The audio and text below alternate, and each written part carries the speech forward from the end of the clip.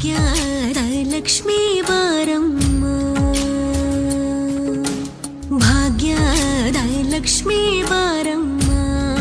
ನಮ್ಮಮ್ಮನಿ ಸೌಭಾಗ್ಯದ Lakshmi Baramma, ನಮ್ಮಮ್ಮನಿ ಸೌಭಾಗ್ಯದ Lakshmi Baramma, ನಮ್ಮಮ್ಮನಿ ಸೌಭಾಗ್ಯದ Lakshmi Baramma, ನಮ್ಮಮ್ಮನಿ ಸೌಭಾಗ್ಯದ Lakshmi Baramma.